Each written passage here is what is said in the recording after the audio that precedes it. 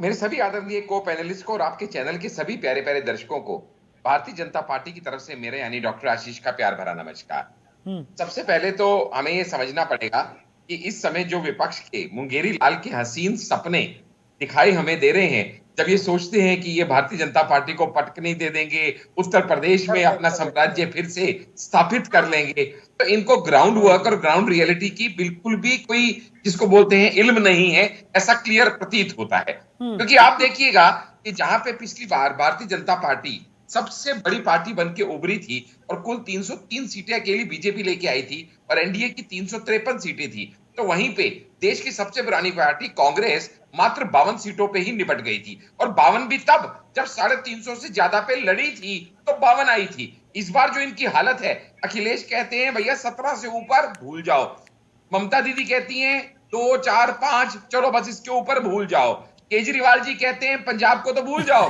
दिल्ली में चलो 3 ले लो। यानी जो इनके हालात हैं, ऐसा लगता है कि 200 सीटों पे भी इस बार इनको लड़ने का मौका नहीं मिलेगा। तो जब 350 लड़के 52 जीते थे, तो फिर तो ये 200 जीत के लड़के डेफिनेटली जो ममता दीदी कहती हैं 40 से ऊपर नहीं जाएंगे। इनको चुप कराइएगा, मैं इनकी बारी में चुपचाप सुन रहा था। मेरे कांग्रेस के नेता भाई अपनी बारी में बोलिएगा संजीत जी। ठीक है आंडा साहब, जल्दी अपनी बात खत्म कीजिए, उसके बाद हमारे साथ मनोज लाल तो ये दास हमारे मनु भी है। दर्शकों को बहुत क्लियरली पता है कि इस समय भारतीय जनता पार्टी जो है वो एक सोशल इंजीनियरिंग के तहत काम कर रही है। सबका साथ सबका विकास को लेके हम चल रहे हैं, तो हमारी लिस्ट से ही क्लियर प्रमाणित होता है। क्योंकि पहली लिस्ट थी जहां 195 की आई है, उस 195 में से हम 28 महिलाओं को टिकट दे चुके हैं। अगर मैं रिजर्व कैटेगरी की बात करूं तो 102 हमारे प्रत्याशी उतारे गए हैं, जिसमें से 27 जो हैं शेड्यूल कास्ट के हैं, 18 शेड्यूल ट्राइब के हैं और 57 ओबीसी के हैं। और इसके अलावा 47 यूथ कैंडिडेट भी उतारे गए हैं। नहीं ठीक है आंडा साहब, भारतीय जनता पार्टी ने तो एक बेहतरीन दाव यहाँ पर खेला, इसमें कोई शक नहीं है।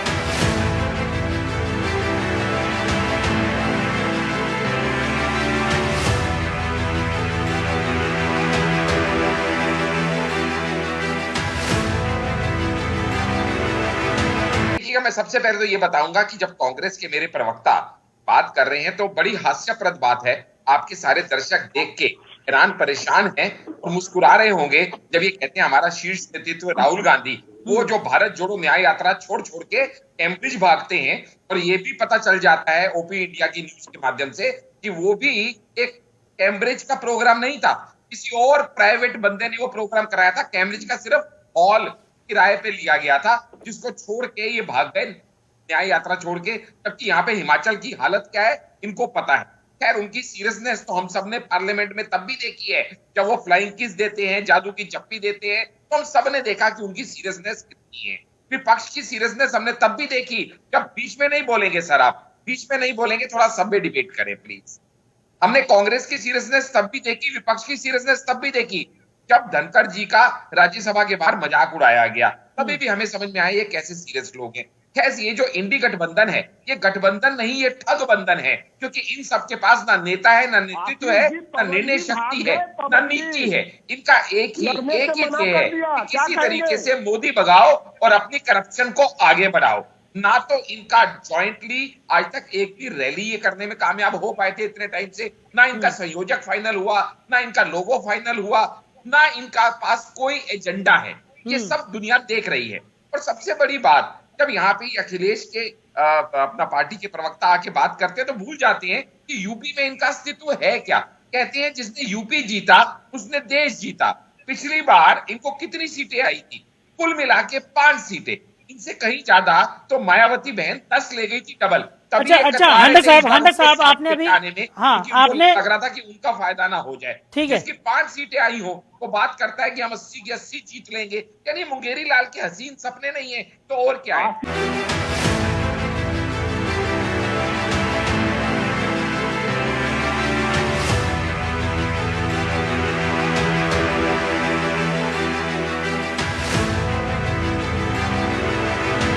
अच्छा ठीक है हांडा साहब, लेकिन आपने उनकी तमाम कमियां गिनाई, लेकिन क्या आप भी अपने 5 साल के कार्यकाल से खुश नहीं थे कि कई सांसदों के टिकट यहां पर काट दिए गए, जैसा कि पवन खेड़ा ने भी कहा, और अभी हमने जिस तरीके से देखा कि पवन सिंह ने भी यहां पर चुनाव लड़ने से मना कर दिया है। देखिएगा, पवन सिंह जी ने जो चुनाव लड़ने से मना किया, वो न्यूज अभी आपके माध्यम से मुझे मिली है। अभी उसके ऊपर चर्चा करनी पड़ेगी, उनके पारिवारिक रीजन है, हेल्थ रीजन है, या क्या वजह है, उसके बारे में अभी टिप्पणी करना हम में से किसी के लिए भी उचित नहीं होगा कि किन कारणों से ऐसा किया गया। क्योंकि आप भी समझते हैं कि टिकट डिक्लेयर होने के बाद अगर कोई कैंडिडेट मना करता है तो कोई इमरजेंसी या कोई इस तरह की अनअवॉइडेबल सिचुएशन उसके साथ हो सकती है। लेकिन हम यहाँ पे जो बात कर रहे हैं, हमने जब सांसदों को बदला तो इसका मतलब ये नहीं है कि वो नॉन परफॉर्मिंग एसेट है हमारे। अब देखिएगा, मध्य प्रदेश का चुनाव जब हम जीते थे, सब जानते हैं लाडली बहन का कितना बड़ा उसमें योगदान था। तो शिवराज जी को उस समय जब हमने मुख्यमंत्री नहीं बनाया तो इसका मतलब ये नहीं था कि वो नॉन परफॉर्मिंग, बल्कि ये था क्योंकि कुछ और ड्यूटीज पार्टी ने सोची हुई थी। जब पहली बार निर्मला सीतारमण जी को डिफेंस मिनिस्टर बनाया गया तो सबको लगा, अरे एक महिला और वो भी डिफेंस मिनिस्टर, ये कैसे कर पाएंगी। लेकिन उन्होंने किया, और उसके बाद उनको तो वित्त मंत्री बनाया गया, तब भी सबने आईब्रोज रेज की, लेकिन तब भी उन्होंने किया और बहुत अच्छे से किया। यानी मोदी जी के नेतृत्व में लगातार ग्रूमिंग जो होती है लीडरशिप की, क्योंकि हमें 2024 की कोई चिंता नहीं है। हाँ। सबको पता है संजीत जी, उनका साफ तौर पर यह कहना है कि अगर आपके जिस तरीके से आप कह रहे हैं, आपके शब्द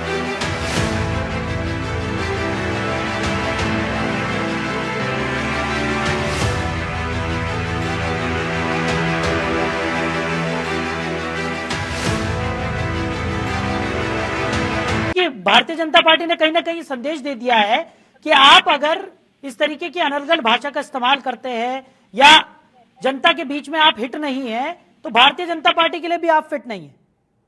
बिल्कुल ठीक कह रहे हैं। हाँ। और देखिए, ये संदेश देखिए वास्तव में जैसे जी, जो साध्वी प्रज्ञा जी का टिकट काटा गया है, हाँ, वो समझिएगा कि भारतीय जनता पार्टी ने कितना बड़ा संदेश दिया है कि वही प्रज्ञा जी थी जिन्होंने कांग्रेस के दिग्गज नेता दिग्विजय सिंह जी को पिछले इलेक्शन में 3,65,000 वोट से हराया था। लेकिन इसके बावजूद भी अगर आप बीजेपी में हैं तो आप किसी भी तरह का अपने आप और ग्रांटेड नहीं ले सकते कि मुझे टिकट मिलेगा ही मिलेगा। ये मोदी जी की सरकार है। मैं कहता हूं हम 370 लाएंगे, मैं डिक्लेयर करता हूं, हमने इतना जज्बा है, कॉन्फिडेंस है कि हम डिक्लेयर करते हैं। संजीत जी को चैलेंज करता हूं लाइव डिबेट में, बताएं कांग्रेस क्या एक नंबर डिक्लेयर कर रही है। संजीत जी, कांग्रेस कितनी लाएगी, नंबर बताइए। आप डिक्लेयर करने की हिम्मत दिखाइए लाइव डिबेट में, लाखों दर्शक देख रहे हैं चुनाव में। नंबर बताइए संजीत जी, कितनी सीटें लाएगी कांग्रेस। नंबर तो वे लोग होते हैं जो गैम्बलर होते हैं, वो हिम्मत ही नहीं है ना बताने नंबर की बात करते हैं, नंबर बोल करके अपनी बातों में पलटाइए। अरे बताने के लिए हिम्मत चाहिए, धरातल पे टिके होना चाहिए। कोई आपका नेता नहीं है, कोई नेतृत्व नहीं है, कोई नीति नहीं है, पैरों के नीचे जमीन की हुई है। छोटी छोटी पार्टियों के आगे घुटने देख रहे हो, कभी ममता बनर्जी के आगे, कभी अरविंद केजरीवाल के आगे, कभी अखिलेश यादव के आगे।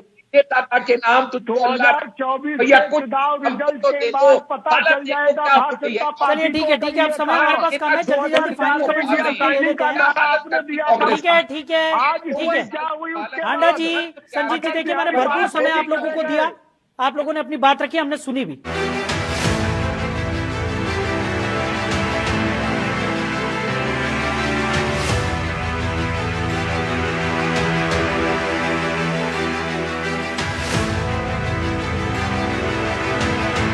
नमस्कार, जनतंत्र टीवी देख रहे हैं आप, मैं हूं आपके साथ साहिल धुलिया। हमारी इस खास पेशकश में आप सभी का स्वागत है। तो लोकसभा चुनाव के ऐलान से ठीक पहले बीजेपी अपनी पहली लिस्ट जारी कर चुकी है। 195 उम्मीदवारों के नाम का ऐलान किया गया है। बीजेपी ने अपनी पहली लिस्ट में 28 महिला उम्मीदवार, 47 युवा, 57 ओबीसी, 27 एससी और 18 एसटी उम्मीदवारों पर दांव लगाया है। सबसे ज्यादा 51 सीटों पर उम्मीदवार तय कर दिए गए हैं। कई मंत्रियों और सांसदों का टिकट बरकरार रखा गया है, जबकि कईयों के टिकट काटे गए हैं। खासकर दिल्ली में जहां मनोज तिवारी को छोड़कर बाकी सभी मौजूदा सांसदों के टिकट काट दिए गए हैं। यूपी में 4 नए चेहरों पर दांव खेला गया है।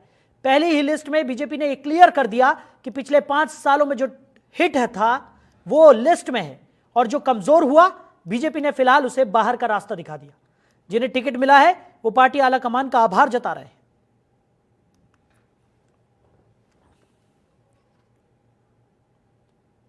राष्ट्रीय पुनर्निर्माण भारतीय जनता पार्टी का मिशन है और प्रधानमंत्री श्रीमान नरेंद्र मोदी जी के नेतृत्व में देश का अद्भुत और अभूतपूर्व विकास हो रहा है और जन कल्याण के कामों में इतिहास रचा गया है। हम सब राष्ट्रीय पुनर्निर्माण के मिशन के कार्यकर्ता हैं और पार्टी जो काम उचित समझती है वो काम पार्टी के कार्यकर्ताओं को देती है। अभी पार्टी ने हम जैसे कार्यकर्ताओं को चुनाव लड़ाने का फैसला किया है। राष्ट्रीय पुनर्निर्माण के मिशन में गिलहरी की तरह योगदान देने का अवसर पार्टी ने दिया है और प्रधानमंत्री जी के नेतृत्व में विकसित भारत का संकल्प पूरा होने वाला है। उस संकल्प की पूर्ति में अपनी संपूर्ण क्षमता को लगा के हम काम करेंगे। देखिए, हम वोट मांगने जा रहे हैं हमारे लोकप्रिय प्रधानमंत्री श्री नरेंद्र मोदी जी की विकास की नीति, क्योंकि मोदी की गारंटी है और मोदी की गारंटी होती है गारंटी पूरे होने की गारंटी। और मैं जानती हूँ कि भारत की जनता को इतना अटूट विश्वास है मोदी जी की एक एक विकास की नीति पे कि हम इस बार 400 पार, फिर एक बार मोदी सरकार। पूरे देश के अंदर 195 उम्मीदवारों की घोषणा भारतीय जनता पार्टी के नेतृत्व ने की है। मध्य प्रदेश के 29 में से 24 लोकसभा के प्रत्याशी आज घोषित हुए हैं। मैं माननीय प्रधानमंत्री नरेंद्र मोदी जी का,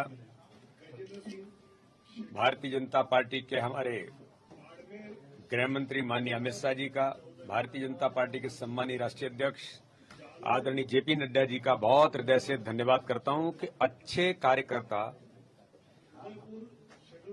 जिन्हें टिकट आज 24 उम्मीदवार घोषित हुए हैं, हमें विश्वास है कि आज जो घोषित हुए हैं वो 24 की 24 सीटें तो हम ऐतिहासिक बहुमत से जीतेंगे ही और 29 सीटें जो भारतीय जनता पार्टी के अभी 5 लोकसभा प्रत्याशी अभी और पेंडिंग हैं, तो मुझे लगता है कि जल्दी ही वो घोषित होंगे और 29 की 29 सीटें जीत करके इस बार मध्य प्रदेश के अंदर भारतीय जनता पार्टी माननीय प्रधानमंत्री नरेंद्र मोदी जी के झोली में 29 कमल के फूल ऐतिहासिक बहुमत से विजयश्री हासिल करके प्रधानमंत्री जी को देंगे।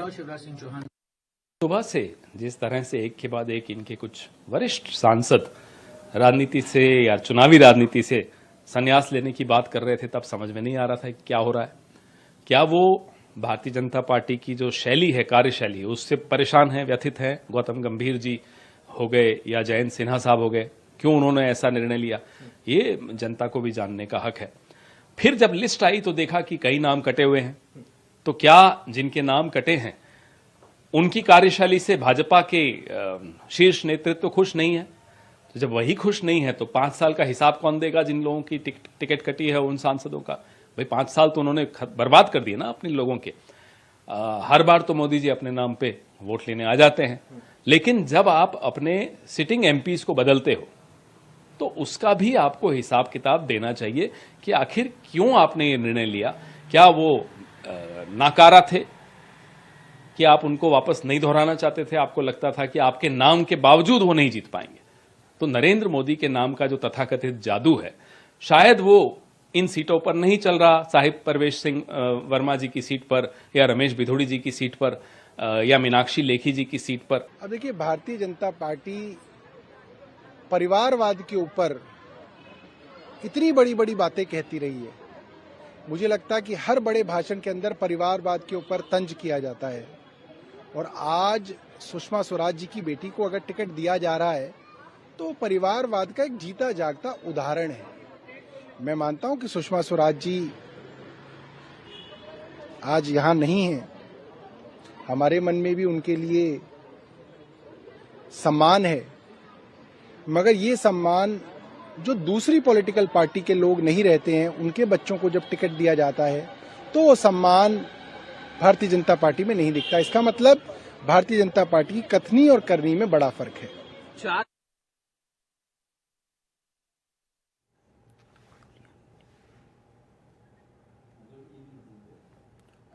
तो लोकसभा चुनाव के ऐलान से ठीक पहले बीजेपी अपनी पहली लिस्ट जारी कर चुकी है और 195 नामों का ऐलान यहां पर किया गया है।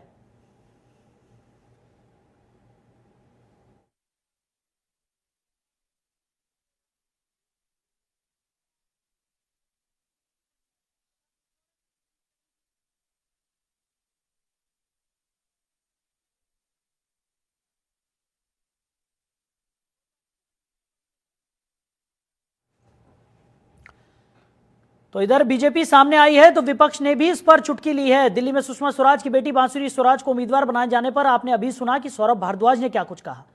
वहीं पवन खेड़ा ने भी बीजेपी पर अपने 5 साल के काम से खुश नहीं होने की बात कही है। उन्होंने कहा कि इसीलिए ही कई सांसदों के टिकट भी काटे गए हैं। तो बीजेपी की पहली लिस्ट के साथ ही चुनावी दांवपेच भी शुरू हो गए हैं। बीजेपी यूपी में 80 सीटों को साधने के लिए अब अखिलेश के वोट बैंक में सेंधमारी की तैयारी कर रही है, जिसकी जिम्मेदारी एमपी के सीएम मोहन यादव को सौंपी गई है, जो यादव महाकुंभ में शामिल होने लखनऊ पहुंच रहे हैं। पीएम मोदी खुद कल के 5 राज्यों का तूफानी दौरा कर रहे हैं। दूसरी ओर विपक्ष आरजेडी के मन से बिहार में अपना शक्ति प्रदर्शन कर रहा है। अखिलेश भी यूपी छोड़कर बिहार पहुंच रहे हैं। खड़गे, राहुल और सीताराम येचुरी के भी पहुंचने की उम्मीद जताई जा रही है। तो गांधी मैदान में जनसभा की जाएगी। लिहाजा क्या विपक्ष की एकता मोदी की टीम 195 को मात दे पाएगी? क्या जन विश्वास रैली बीजेपी की पहली लिस्ट का जवाब है? क्या मोहन यादव अखिलेश के वोट बैंक में सेंध लगा पाएंगे? इन तमाम मुद्दों पर आज हम चर्चा करेंगे। कुछ खास मेहमान भी हमारे साथ जुड़ेंगे।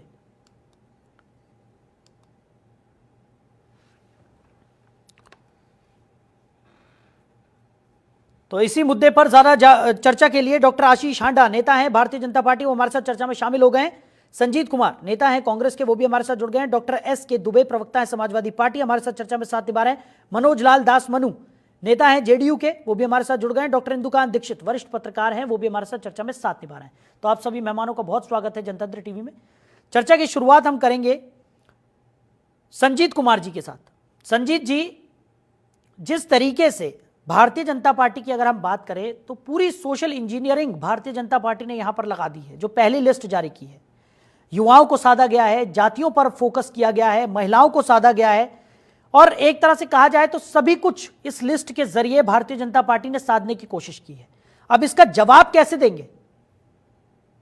मैं समझता हूं साहिल जी, इसका सभी साथियों, जो आपने सोशल इंजीनियरिंग बात की है, तो उस सोशल इंजीनियरिंग को काम करने के लिए तो इंडिया गठबंधन ने शुरुआत, Bharatiya Janata party social engineering के नाम पर यादव सम्मेलन करना जानती है ना। अभी आपने बताया ना कि यादव सम्मेलन कहते हैं, हम तो जातियों में हमारा कोई लेना देना नहीं है। तो भारतीय जनता पार्टी अब यादव सम्मेलन करने लगी है। तो इसका मतलब समझ रहे हैं ना, चुनाव में बहुत परेशानी उठाने जा रही है भारतीय जनता पार्टी। वो 200 के नीचे, 400 तो छोड़ दीजिए, 200 के नीचे रहने जा रही है इस बार। और कहीं हो तो किसी कोने में, कागज के किसी कोने में ये बातें लिख लीजिएगा। क्यों 200 के नीचे रहने जा रही है? क्योंकि केवल और केवल भाषण से ये देश नहीं चलने वाला है। 10 वर्ष में मोदी जी के चेहरे को देख देख करके लोग अब परेशान और उबाऊ महसूस करने लगे हैं।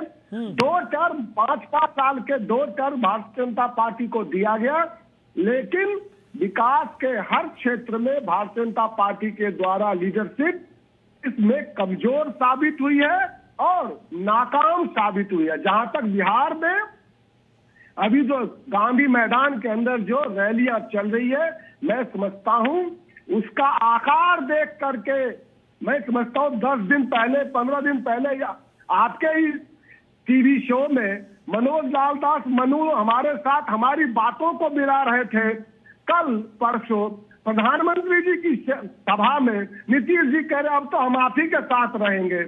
तो भैया नीतीश जी, आप तो 18 वर्ष तक उनके साथ थे। कभी कभार हमारे साथ आकर के गंगा नहा लेते हैं, फिर गंगा नहा करके जैसे ही बाहर आते हैं फिर वापस चले जाते हैं। तो चले जाइए, देश की जनता, बिहार की जनता इस बार बेहतरीन जवाब देने जा रही है। संजीत जी सुनिए, संजीत जी सुनिए तो सही, सुनिए इंडिया गठबंधन जीतने जा रही है। ठीक है संजीत जी, लेकिन मेरा सवाल ये नहीं था। ये तो आपने अपनी जो फेहरिस्त है, जो लगातार ही हम देखते हैं कि विपक्ष के जितने भी प्रवक्ता आजकल हमारे साथ बैठ रहे हैं, वो लगातार भारतीय जनता पार्टी को तमाम मुद्दों पर घेरने की कोशिश करते हैं। वो एक अलग मुद्दा है, आप बिल्कुल घेरिएगा। लेकिन मेरा सवाल ये था कि भारतीय जनता पार्टी ने अपनी पहली लिस्ट यहां पर जारी कर दी है, 195 उम्मीदवारों का नाम यहां पर घोषित कर दिया गया है। भारतीय जनता पार्टी ने एक सोशल इंजीनियरिंग का जो एक बेहद ही पुख्ता नमूना जिसको कहते हैं वो यहां पहली लिस्ट में ही दिखा दिया। महिलाओं को साधा गया, युवाओं को साधा गया, जातियों को साधा गया। अब भारतीय जनता पार्टी क्या कहती है, जातियों को लेकर क्या कहती है, महिलाओं को लेकर क्या कहती है, उस पर बात नहीं कर रहा हूं मैं ये कह रहा हूं जो पहली लिस्ट आई है उसमें तमाम लोगों को यहां पर भारतीय जनता पार्टी ने साध लिया है।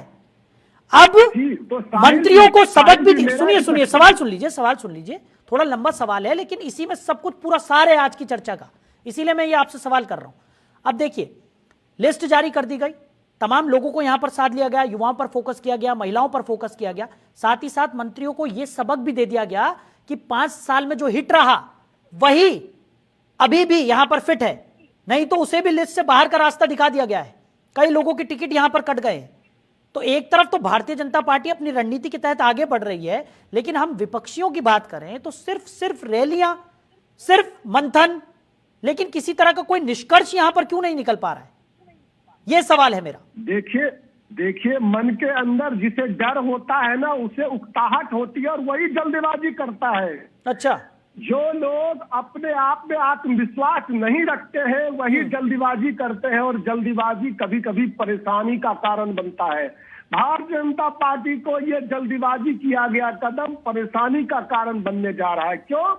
तो दिल्ली से आपको मैं ये प्रश्न करना चाहता हूं, मात्र 28 महिला उम्मीदवारों को इस 195 में टिकट दी गई है, जबकि लगभग 60 टिकटें, आपने कहा ना कि महिला आरक्षण, महिला के हम विरोधी नहीं, सपोर्टर है भारतीय जनता पार्टी, तो कम से कम 60 टिकटें भारतीय जनता पार्टी के माध्यम से 60 टिकटें महिला बहनों को दिया जाना। चलिए ठीक है संजीत जी, वापस लौटूंगा।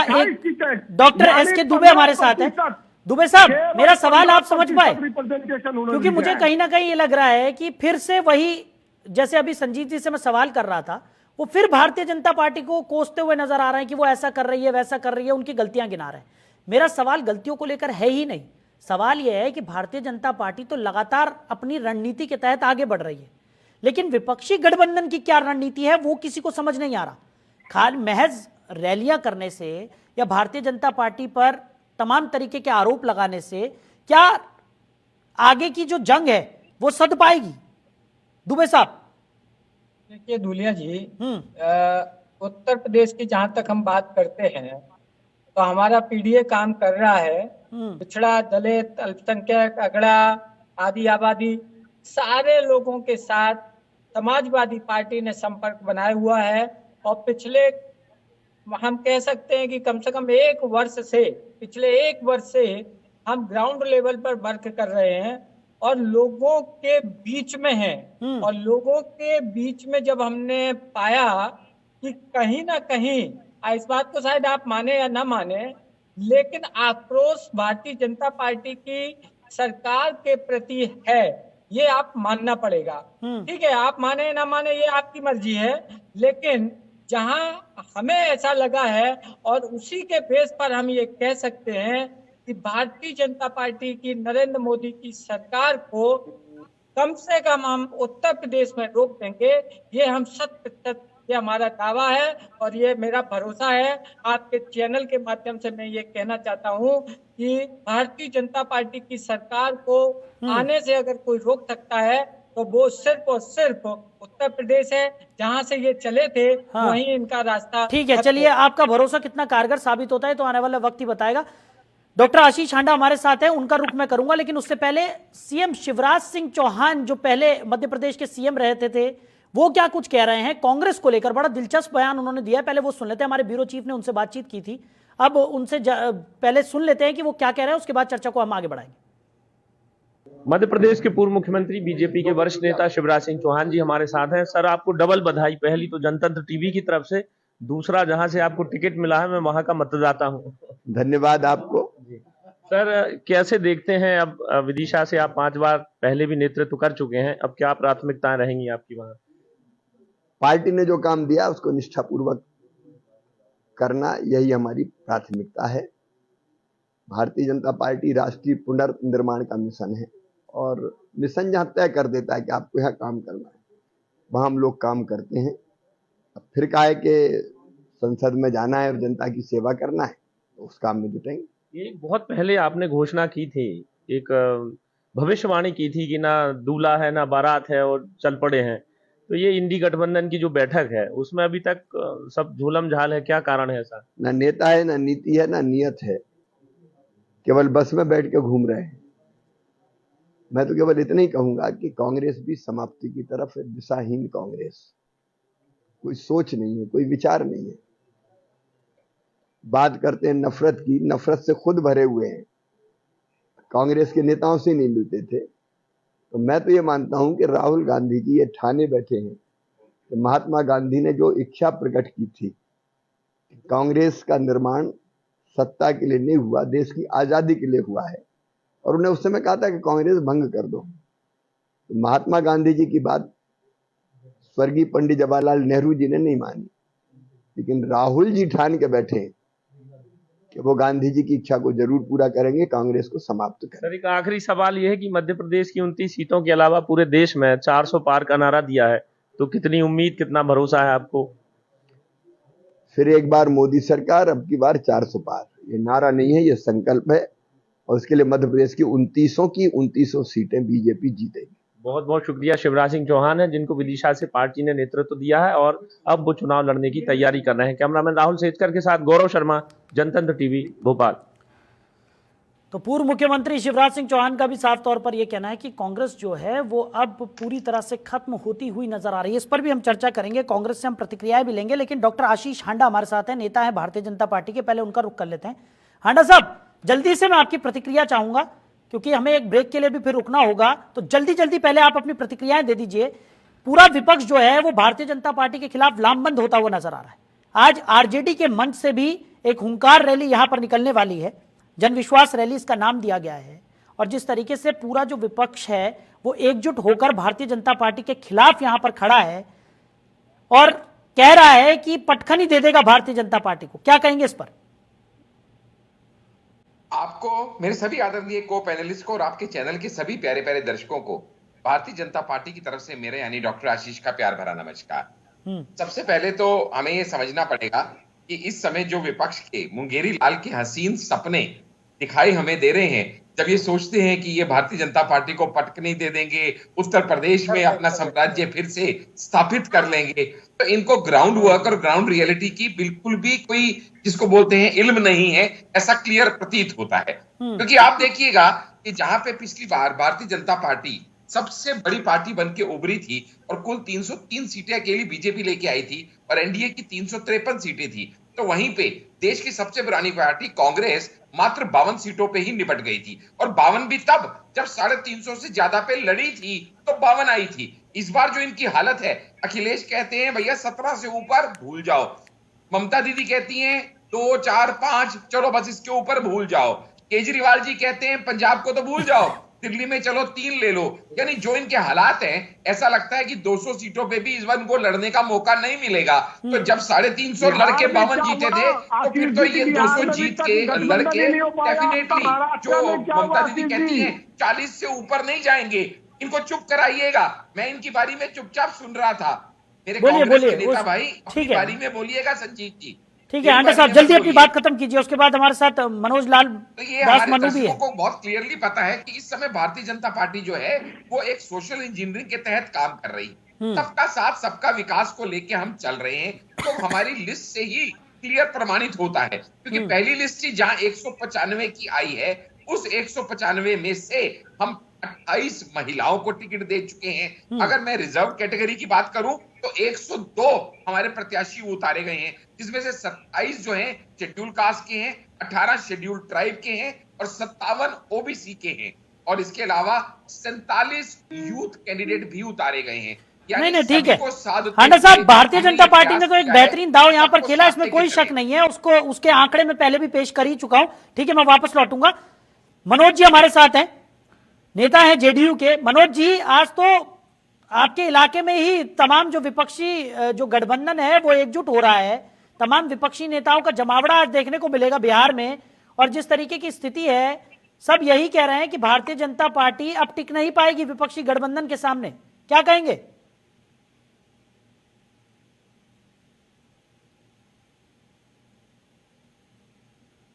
कि मुंह है, जवान है, कुछ भी बोल सकते हैं, किसी को कोई रोका नहीं जा सकता है। यहाँ कोई विपक्ष की रैली नहीं हो रही है, विपक्ष की पिकनिक हो रही है। लोग यहाँ सोलू छलिया और सोलू पोलिया का डांस देख रहे हैं। यहाँ कोई बिहार के विकास के लिए, देश के भविष्य के लिए कहीं कोई रैली नहीं है। दूर दराज से लोगों को पिकनिक पर लाया गया है। अच्छी बात है, ये यहाँ से आ रहे हैं। कम से कम जयप्रकाश नारायण जी का ये जो कर्म भूमि है, गांधी की जो कर्म भूमि है, वहाँ से कुछ संदेश लेके जाएंगे। गांधी जी के बारे में अभी शिवराज जी चौहान ने क्या कहा, सभी लोगों ने सुना कि वो कांग्रेस को समाप्त करेंगे। तो हो सकता है कि ये गांधी जी की कर्म भूमि से ही कांग्रेस की समाप्ति का उद्घोष हो जाए। और कोई गठबंधन नहीं है। किसी तरह लोग अपनी स्थिति को करने के लिए आ रहे हैं। कोई कहते हैं कि भाजपा एनडीए 200 के पार भी नहीं जाएगी।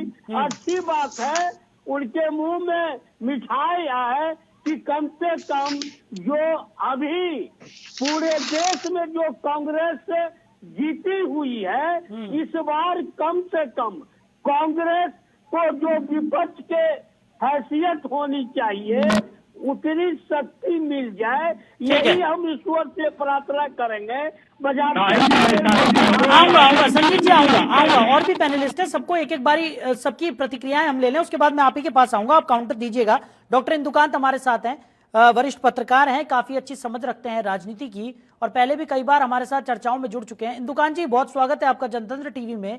और जिस तरीके की चर्चा आप अभी इस वक्त देख रहे हैं, आरोप प्रत्यारोप तो दोनों ही तरफ से लगाया जा रहा है, लेकिन स्थितियां जो हैं वो भारतीय जनता पार्टी जो है सोशल इंजीनियरिंग के तहत आगे बढ़ रही है, अपनी रणनीति लगातार दिखाती हुई नजर आ रही है। महिलाओं को साथ दिया गया, जातियों पर फोकस किया गया, साथ ही साथ युवाओं पर फोकस किया गया इस बार जो पहली लिस्ट सामने आई है। और यह भी संदेश यहां पर दे दिया गया कि जो जनता के बीच में हिट है वही भारतीय जनता पार्टी के लिए फिट है।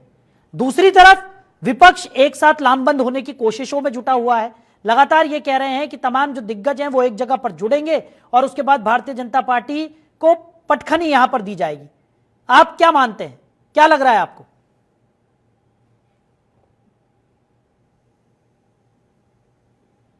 मेरी आवाज आ रही है? जी जी इंदुकांत जी बोलिए, सुन पा रहे हैं हम। जी, हमारे जितने भी को पैनलिस्ट उनको भी मेरा नमस्कार। देखिए, संस्कृत की एक बहुत प्रसिद्ध उक्ति है, यस्य नास्ति स्वयं प्रज्ञा शास्त्रम तस्य करोति किम लोचनाभ्याम विहीनस्य दर्पणः किम करिष्यति। इसका आशय है कि जिसको स्वयं अपना आत्मज्ञान नहीं है, समझ नहीं है चीजों की, वो कितना भी पढ़ लिख ले, कितना भी ज्ञान प्राप्त करे, उसको कोई उसका लाभ नहीं है। ठीक उसी तरह जैसे किसी के पास अगर चक्षु नहीं है, सूरदास है, उसको शीशा दिखाने से कोई फायदा नहीं होता है। देखिए, जो कहते हैं ना कि दीवार पर लिखी इबारत सबको पढ़ना चाहिए, और मैं अभी कल एक चर्चा में शामिल हुआ था, लोग कह रहे थे आप देखिए किस तरह से तमाम पार्टियों से लोग, जिन पार्टियों में उनको उम्मीद है कि यहाँ जीत मिल सकती है, किस तरह से भागम भाग मची हुई है। और इसके बाद कोई जो भी दावे कर ले, ये तो पब्लिक है, सब जानती है, वो सामने रिजल्ट आ जाएगा। लेकिन अभी जिस तरह से मैं देख रहा था, अपने संजीत जी और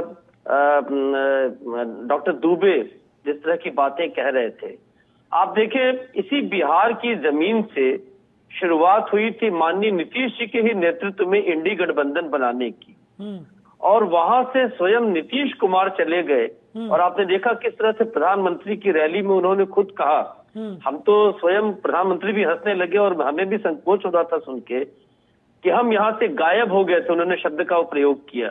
अर्थात उनको इस बात का स्वयं बहुत मलाल है कि हम कैसे यहाँ से चले गए। और जिन लालू प्रसाद जी के खिलाफ उन्होंने चारा घोटाला में केस दर्ज कराया, उनके साथ उन्होंने सरकार चलाई, ये इस चीज को महसूस करके वो कह रहे थे पब्लिक में मंच से। और उस जगह पर मैं देख रहा था कई नेता ये भी कह रहे थे कि कोई इंडस्ट्री नहीं बनी, उनको ये तेजस के लिए फैक्ट्री बनी वो नजर नहीं आई। आपके यहाँ ही किस तरह से उर्वरक के कारखाने की शुरुआत हुई, किस तरह से अभी आपने देखा सिंदरी में शुरुआत हुई। तो जिस तरह से देश के लिए बड़े पैमाने पे काम हो रहा है, मैं ये मानता हूं कि इंडी गठबंधन को बनाने वाले जो लोग थे मिलकर उनको एक अल्टरनेटिव एजेंडा पे काम करना चाहिए, रादर देन जो कहते हैं ना कि जो प्रधानमंत्री की छवि की बैशिंग करने से उन्हें कोई लाभ नहीं होगा। आपको याद होगा 2007 के इलेक्शन के लिए उदाहरण देना चाहूंगा धुलिया साहब, जब गुजरात का इलेक्शन हो रहा था तो किस तरह से माननीय सोनिया गांधी जी ने चुनाव में वोटिंग के एक दिन पहले मौत का सौदागर कहा था। मोदी जी उस समय वहां के चीफ मिनिस्टर थे और पूरा रिजल्ट बदल गया था। इसके गवाह हैं सारे जितने भी राजनीतिक समीक्षक हैं और पार्टियां। तो आज हमें हमारा ये मानना है कि देखिए देश में और विश्व में मोदी जी की एक फॉलोइंग है। लोगों को अपनी नीतियों, अपने सिद्धांतों, अपने अल्टरनेटिव एजेंडा की बात करना चाहिए, न कि किसी व्यक्ति या किसी नेता और खासतौर से प्रधानमंत्री की आलोचना पे केंद्रित होना चाहिए। आज देखिए एक अंतिम बात है कि जिस तरह से बीजेपी 195 लोगों की लिस्ट लेकर के आ गई, कांग्रेस के नेता कुछ भी कह ले, आज तक उनकी लिस्ट क्या पब्लिक में आई? आप एक अपने लोगों के, कम से कम आपके लोगों ने अपने कैंडिडेट को घोषित किया है तो आपको एक एडवांस बढ़त मिल जाती है बाकी पार्टियों से। तो आपको छुट कर करके उनके नेता भी कह रहे हैं, उनके गठबंधन सहयोगी भी कह रहे हैं कि पहले अपनी रणनीति और अपने पार्टियों के कैंडिडेट्स की घोषणा करनी चाहिए, जिससे कि आप मैदान में अच्छी लड़ाई करें। यही लोकतंत्र, स्वस्थ लोकतंत्र के लिए, देश के लिए अच्छा होगा। जी बिल्कुल इंदुकान जी, लेकिन कमी शायद वही है कि या तो समझ नहीं आ रहा है या फिर जानबूझकर इन चीजों को नजरअंदाज किया जा रहा है। क्योंकि हमने कई जगहों के एग्जाम्पल्स अगर हम बात करें, उत्तर प्रदेश में हमने देखा किस तरीके से क्रॉस वोटिंग हुई, हिमाचल में हमने देखा किस तरीके की स्थितियां बन गई। इन तमाम चीजों पर मंथन करने की बेहद जरूरत है विपक्ष को। खैर इस पर हम आगे चर्चा करेंगे और सभी से उनकी प्रतिक्रिया लेंगे, लेकिन वक्त हो चला एक छोटे से ब्रेक का। जल्द लौटेंगे, आप बने रहिए।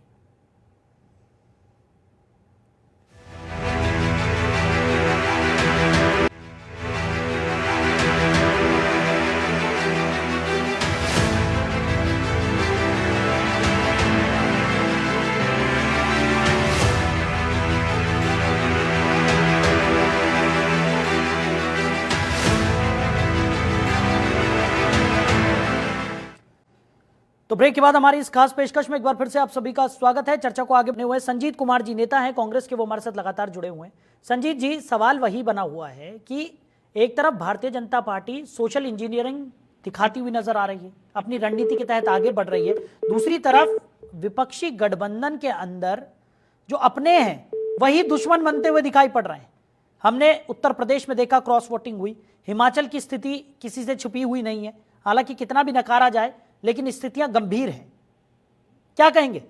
देखिए साहिल जी, अभी अभी आपने ब्रेकिंग में बताया कि पवन सिंह ने लड़ने से मना कर दिया और आप प्रश्न पूछ रहे हैं विपक्ष से कि उनका रणनीति ठीक नहीं चल रहा है। मुझे समझ में नहीं आया, जमीनी धरातल और वर्तमान परिस्थिति दो अलग अलग विषय है।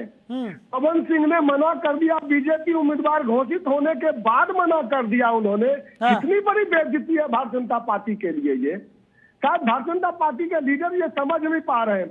अभी मनोज जी बोल रहे थे कि वहां लोग पिकनिक मनाने, बहुत बहुत आभार मनोज जी, बहुत अच्छा लगा सुन करके। 15 दिन पहले आप इंडिया गठबंधन के लिए बातचीत कर रहे थे, क्या मजबूरी है साहब। बहुत, मैं तो नीतीश कुमार जी तो छोड़िए, मनोज जी जैसे हमारे साथियों को कितनी परेशानी उठाना पड़ता होगा कि आज 15 दिन बाद ही इंडिया गठबंधन के विपक्ष में जाकर के आपको बात करना पड़ रहा है। वहां मनोज की स्थिति ये है कि जदयू के लोगों का जी सूख रहा है। लोग गिलास दर गिलास पानी पी रहे हैं उस भीड़ को देख करके, उस संख्या को देख करके। स्थिति ये है मनोज जी कि आज नीतीश कुमार जी और एवं किसी भी लीडर को ये पता ही चल पा रहा है कि क्यों वो बिहार में इस गठबंधन को तोड़ करके बीजेपी के पास गए थे और क्यों वो संजीव जी एक बात समझिए ना, संजीव जी आपसे जो सवाल किया जाता है आप उसका जवाब नहीं देते हैं और आप फिर से लग गए उनके ऊपर कि वो उन्होंने क्या कर दिया, उन्होंने कैसे कर दिया। उन्हें छोड़ दीजिए सर, वो क्या कर रहे हैं क्या नहीं कर रहे हैं उनको छोड़ दीजिए, आप अपनी रणनीति पर फोकस कीजिए ना। देखिए, हमारे नेता आदरणीय राहुल गांधी जी देश की जनता के सामने अपनी बात रखने के लिए जा चुके हैं। वो रोड शो कर रहे हैं, लोगों से सीधा संपर्क कर रहे हैं। तो साहिल धुलिया जी, इससे बड़ा और बेहतर जनसंपर्क अभियान क्या हो सकता है? सर जनता की बात ही नहीं करी मैंने, फिर आप सवाल नहीं समझ रहे हैं, फिर आप किसी और ट्रैक पर चले गए।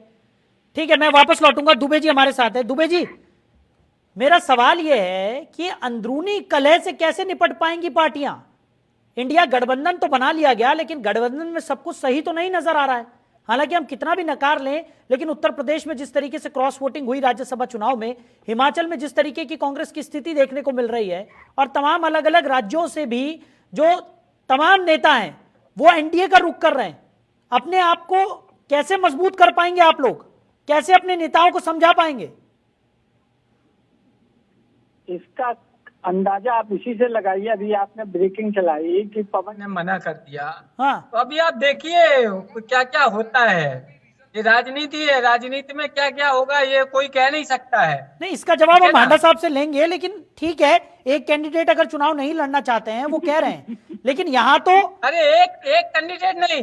हाँ। आप सोचिए मीनाक्षी लेखी, आप सोचिए गौतम गंभीर, हाँ। जयंत सिन्हा, कितने ऐसी लंबी बहुत लिस्ट है जो चुनाव लड़ना चाहते थे, लेकिन उन्होंने ये भांप लिया था कि शायद हमें पार्टी टिकट नहीं देगी तो इज्जत इसी में बचेगी कि हम पहले से सरेंडर कर दिया। हाँ। इसलिए आप अगर ये कहें कि सिर्फ स्थिति इनके यहाँ ही अच्छी है और विपक्ष में स्थिति अच्छी नहीं है, तो शायद ये भी आपका भ्रम है। स्थिति इनके यहाँ भी अच्छी नहीं है। नहीं, मैंने तो उनकी स्थिति का जिक्र ही नहीं किया सर। वो स्थितियों का जिक्र तो आप लोग कर रहे हैं, मैं तो आपकी स्थिति की पर बात करने की कोशिश कर रहा हूँ। नहीं, मैं इसीलिए बता रहा हूँ कि ये रोड रहता है ना कि स्थिति उनके यहाँ अच्छी है, मेरे यहाँ खराब है। तो स्थिति उनके यहाँ भी अच्छी नहीं है। मेरे यहाँ अगर हम अपनी पार्टी की बात करें तो मैं आपको दावे के साथ कह सकता हूँ दुलिया जी कि हमारे जो 62 कैंडिडेट हैं, 62 नहीं 67 कैंडिडेट हैं, वो 63 की 63 लिस्ट तैयार है। धीमे धीमे हमारा पूरा घोषणा हो जाएगी। कहीं कोई डाउट नहीं है, कहीं कोई कुछ नहीं है। चलिए ठीक है, कांग्रेस की स्थिति कांग्रेस जानती होगी, उसके बारे में हम नहीं कह सकते। ठीक है। हांडा साहब जी, सबसे पहले तो साहिल जी मैं आपसे ये हाथ जोड़ के विनती करूंगा कि पिछली बार भी आपने जब मुझे चांस दिया था तो आपने कहा था जरा संक्षेप में बात रखिए, मुझे ब्रेक पे जाना है। हाँ। तो मैं पूरी बात हो नहीं पाई थी। बोलिए तो सर, बोलिए, समय देंगे, समय है, बात रख पाऊंगा। जी, मेहरबानी आपकी। देखिएगा, मैं सबसे पहले तो ये बताऊंगा कि जब कांग्रेस के मेरे प्रवक्ता बात कर रहे हैं तो बड़ी हास्यप्रद बात है। आपके सारे दर्शक देख के हैरान परेशान हैं और मुस्कुरा रहे होंगे जब ये कहते हैं हमारा शीर्ष नेतृत्व राहुल गांधी, वो जो भारत जोड़ो न्याय यात्रा छोड़ के कैम्ब्रिज भागते हैं। और ये भी पता चल जाता है ओपी इंडिया की न्यूज के माध्यम से कि वो भी एक कैम्ब्रिज का प्रोग्राम नहीं था, किसी और प्राइवेट बंदे ने वो प्रोग्राम कराया था। कैम्ब्रिज का सिर्फ हॉल किराए पे लिया गया था, जिसको छोड़ के ये भाग गए न्याय यात्रा छोड़ के। जबकि यहाँ पे हिमाचल की हालत क्या है इनको पता है। खैर, उनकी सीरियसनेस तो हम सबने पार्लियामेंट में तब भी देखी है जब वो फ्लाइंग किस देते हैं, जादू की चप्पी देते हैं, तो हम सबने देखा कि उनकी सीरियसनेस कितनी है। विपक्ष की सीरियसनेस हमने तब भी देखी जब बीच में नहीं बोलेंगे सर, आप बीच में नहीं बोलेंगे, थोड़ा सभ्य डिबेट करें प्लीज। हमने कांग्रेस की सीरियसनेस तब भी देखी, विपक्ष की सीरियसनेस तब भी देखी जब धनखड़ जी का राज्यसभा के बाहर मजाक उड़ाया गया, तभी भी हमें समझ में आया ये कैसे सीरियस लोग हैं। खैर, ये जो इंडी गठबंधन है ये गठबंधन नहीं, ये ठग बंधन है, क्योंकि इन सबके पास ना नेता है, ना नेतृत्व है, ना निर्णय शक्ति है, ना नीति है। इनका एक ही ध्येय है कि किसी तरीके से मोदी भगाओ और अपनी करप्शन को आगे बढ़ाओ। ना तो इनका जॉइंटली आज तक एक भी रैली ये करने में कामयाब हो पाए थे इतने टाइम से, ना इनका संयोजक फाइनल हुआ, ना इनका लोगो फाइनल हुआ, ना इनका पास कोई एजेंडा है। ये सब दुनिया देख रही है। और सबसे बड़ी बात, जब यहाँ पे अखिलेश के अपना पार्टी के प्रवक्ता आके बात करते हैं तो भूल जाते हैं कि यूपी में इनका अस्तित्व है क्या। कहते हैं जिसने यूपी जीता उसने देश जीता। पिछली बार इनको कितनी सीटें आई थी? कुल मिला के 5 सीटें। इनसे कहीं ज्यादा तो मायावती बहन 10 ले गई थी डबल। अच्छा हांडा साहब आपने अभी आपने लग रहा था कि उनका फायदा ना हो जाए। ठीक है, इसकी 5 सीटें आई हो वो बात करता है कि हम 80 की 80 जीत लेंगे।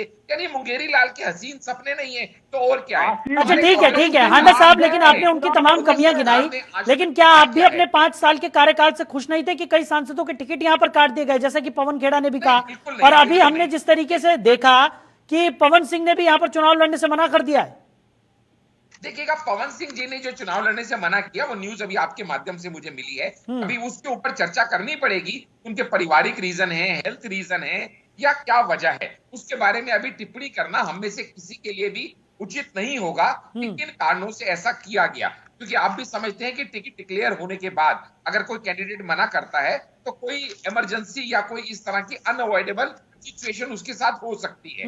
लेकिन हम यहाँ पे जो बात कर रहे हैं, हमने जब सांसदों को बदला तो इसका मतलब ये नहीं है कि वो नॉन परफॉर्मिंग एसेट है हमारे। अब देखिएगा, मध्य प्रदेश का चुनाव जब हम जीते थे, सब जानते हैं लाडली बहन का कितना बड़ा उसमें योगदान था।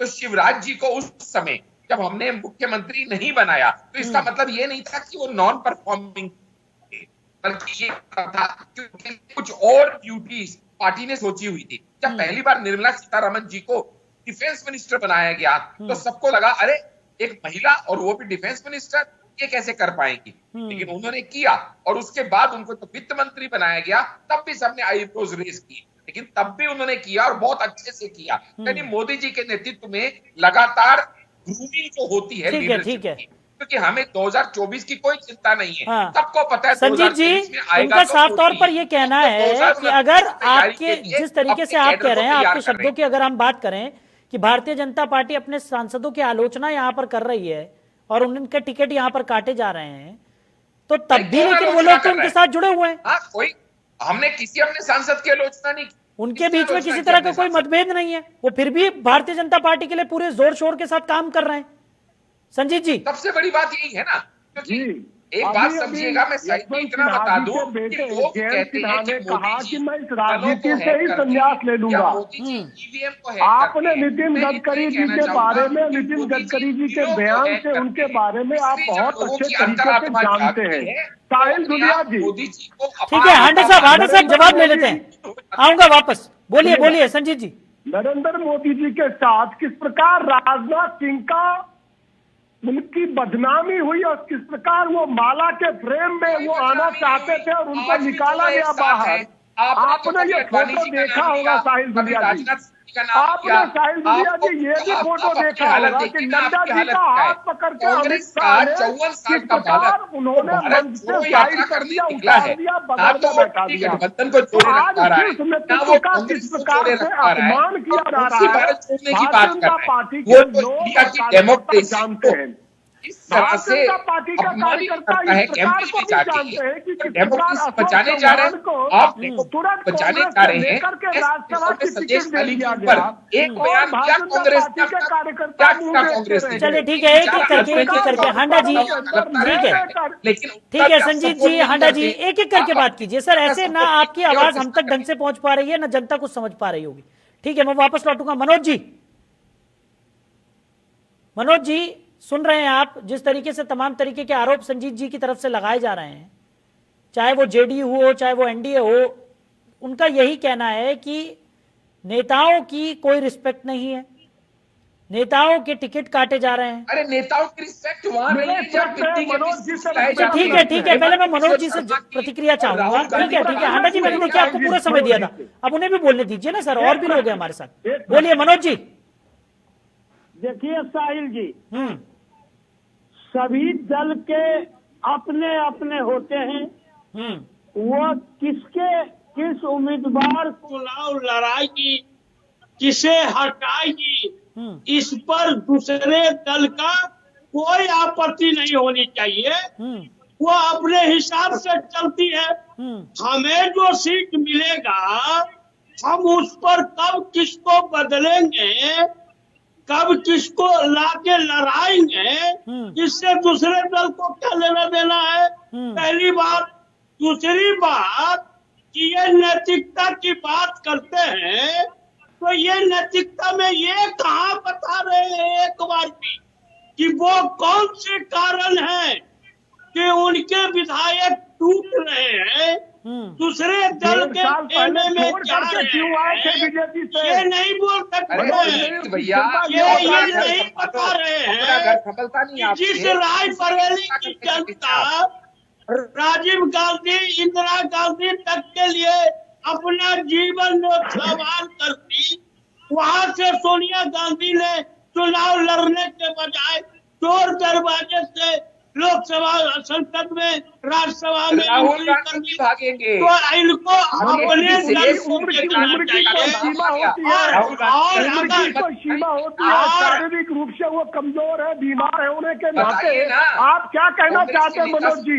आपको सोचना चाहिए कि बोल क्या रहे हैं आप। चलिए ठीक है, एक एक करके इतना समय नहीं है हमारे पास, एक एक करके सर, एक एक करके। संजीत जी शांत, ठीक है मनोज जी, घोषणा कर दे, सोनिया गांधी घोषणा कर दे। ठीक है मनोज जी, वापस लौटूंगा। डॉक्टर इंदुकान, करना चाहिए मनोज जी आपको। इंदुकान जी, आप देख रहे हैं चर्चा किस ओर जा रही है, आरोप प्रत्यारोप, साथ ही साथ एक दूसरे पर चीटाकशी करना। लेकिन स्थितियां जो हैं, विपक्ष कह रहा है कि भारतीय जनता पार्टी कहीं ना कहीं अपने कार्यकाल से खुश नहीं है, इसलिए एक्सपेरिमेंटल टिकट इस बार दिए गए हैं।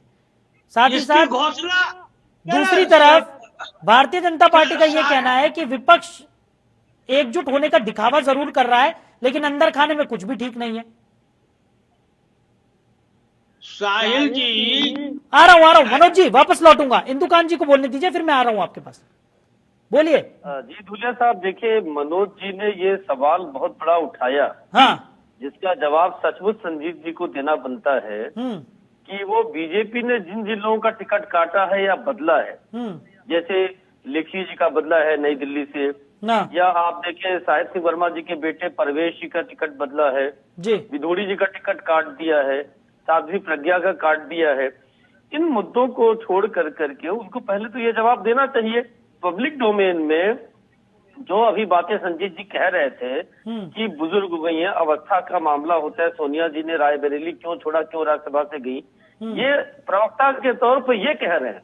लेकिन आज तक ऑफिशियली कांग्रेस ने या सोनिया जी ने ये बयान नहीं दिया संजीत जी, तो ये ऑफिशियली बयान आ जाए तो इसका स्वागत होना चाहिए। ये किसी का हक है कि एक सर्टेन उम्र तक हम लड़ेंगे चुनावी मैदान में, बाकी राज्यसभा का रास्ता हमारे लिए है। अब देखिए एक बड़ी बात क्या है, आप सुषमा स्वराज जी की बिटिया को, बांसुरी को अगर नई दिल्ली से बीजेपी लेकर के आती है, तो मधु जी ने ठीक कहा कि अब ये उनकी राजनीतिक गणित है, ये बीजेपी का अपना डिस्क्रेशन है कि किसको कहां से लड़ाना चाहते हैं। बिल्कुल। और वास्तव में तो विपक्ष को इस चीज को एक सर्टेन लेवल अप्रिशिएट भी करना चाहिए कि अगर परवेश वर्मा जी ने या फिर आप देख ले साध्वी प्रज्ञा ठाकुर ने कुछ बातें कही थी, आपको याद होगा महात्मा गांधी को लेकर के, विधोड़ी जी ने किस ढंग के बयान दिए थे संसद में एक बिल्कुल वर्ग को लेकर, अगर उनके टिकट काटे गए तो विपक्ष को तो अप्रिशिएट करना चाहिए कि हाँ देखिए प्रधानमंत्री ने कहा था कि वही जिसका मैंने जिक्र किया था इंदुकान जी की, भारतीय जनता पार्टी ने कहीं ना कहीं संदेश दे दिया है कि आप अगर इस तरीके की अनर्गल भाषा का इस्तेमाल करते हैं या जनता के बीच में आप हिट नहीं है, तो भारतीय जनता पार्टी के लिए भी आप फिट नहीं है। बिल्कुल ठीक कह रहे हैं। हाँ। और देखिए ये संदेश देखिए वास्तव में जैसे जी जो साध्वी प्रज्ञा जी का टिकट काटा गया है, हाँ। वो समझिएगा कि भारतीय जनता पार्टी ने कितना बड़ा संदेश दिया है कि वही प्रज्ञा जी थी जिन्होंने कांग्रेस के दिग्गज नेता दिग्विजय सिंह जी को पिछले इलेक्शन में 3,65,000 वोट से हराया था। लेकिन इसके बावजूद भी अगर आप बीजेपी में हैं तो आप किसी भी तरह का अपने आप और ग्रांटेड नहीं ले सकते कि मुझे टिकट मिलेगा ही मिलेगा। ये मोदी जी की सरकार है। सांडा जी, बांसुरी स्वराज क्या वंशवाद की उपज नहीं है? पड़ेगा अगर आप क्या वंशवाद नहीं है? ये उनका आंतरिक मामला है, वो किसको टिकट दे रहे हैं किसको नहीं दे रहे। अगर उनकी पार्टी से विरोधी स्वर उठते हैं तो एक बार के लिए समझ में भी आता है, लेकिन विपक्ष यहां पर सिर्फ विरोधी करता जा रहा है।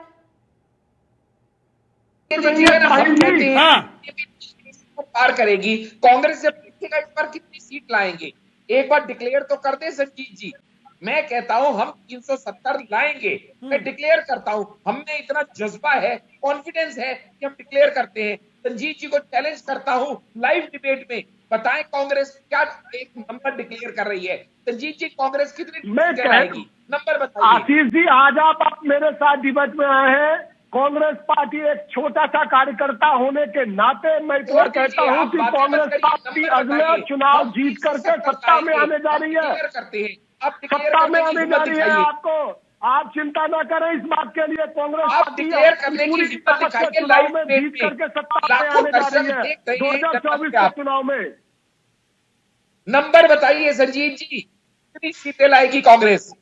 नंबर तो वे लोग होते हैं जो गैम्बलर होते हैं, वो हिम्मत ही नहीं है ना बताने नंबर की बात करते हैं, नंबर बोल करके अपनी बातों में पलटाइए। अरे बताने के लिए हिम्मत चाहिए, धरातल पे टिके होना चाहिए। कोई आपका नेता नहीं है, कोई नेतृत्व नहीं है, कोई नीति नहीं है, पैरों के नीचे जमीन की हुई है।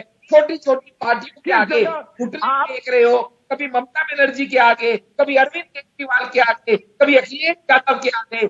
दाता के नाम तो 2024 चुनाव रिजल्ट के बाद पता चल जाएगा। चलिए ठीक है, अब समय हमारे पास कम है, जल्दी जल्दी फाइनल कमेंट। ठीक है हांडा जी, संजीत जी, देखिए मैंने भरपूर समय आप लोगों को दिया, आप लोगों ने अपनी बात रखी, हमने सुनी भी। अब हमारे पास समय बहुत कम है, सबके बाकी के पैनलिस्ट जो हैं उनकी भी प्रतिक्रियाएं हम जल्दी से ले लेते हैं। Dubey ji final comment. Final comment यही है कि भारतीय जनता पार्टी का जो घमंड है वो निश्चित तौर पर इस 2024 के चुनाव में चूर चूर होगा। हाँ ठीक है, मनोज जी फाइनल कमेंट जल्दी से 10 सेकंड। देखिए, पूरे विपक्षी गठबंधन में कांग्रेस सबसे बड़ी पार्टी है। अगर कांग्रेस लोकसभा के कुल सदस्यों का 15% सीट भी ले आएगी तो हम लोग जैसे छोटे कार्यकर्ता राजनीति करना छोड़ देंगे। ठीक है, हिंदुकान जी जल्दी से 10 सेकंड फाइनल कमेंट। सबसे बड़ी बात देखिए, आपकी चर्चा में स्वयं सामने आई कि सारे विपक्षी गठबंधन सिर्फ बीजेपी में कमियां निकालने में लगे हैं। बिल्कुल, वो जैसा आपने सवाल उठाया, हांडा जी ने भी पूछा कि आप बताएं कि आप कितनी सीट जीत कर लाएंगे, उनका लक्ष्य क्या है, को 400 पार होगा कि नहीं होगा, इस पे चर्चा करते नजर आए हैं। ये चर्चा आपने कहीं नहीं देखी होगी कि हम इतनी सीट लाकर सरकार बनाएंगे। ये बताता है कि आप इस युद्ध के, इस धर्म युद्ध के प्रारंभ में ही डिफ्यूटिस्ट पोस्चर में है, इसको बदलना होगा विपक्ष को। चलिए, माफी के साथ समय की कमी के चलते हमें इस चर्चा को यहीं विराम देना होगा। आप सभी मेहमानों ने अपना कीमती समय हमारे साथ साझा किया और इस चर्चा में साथ निभाया, इसके लिए आप सभी का बहुत शुक्रिया। तो भारतीय जनता पार्टी ने पहली लिस्ट जारी कर दी है, सोशल इंजीनियरिंग पर पूरा फोकस रखा गया है। वहीं दूसरी तरफ विपक्ष जो है वो लामबंद होता हुआ नजर आ रहा है। अब जनता किसका साथ देती है आने वाले समय में ये देखना होगा। फिलहाल हमारी इस खास पेशकश में इतना ही, बने रहिए और देखते रहिए जनतंत्र टीवी। नमस्कार।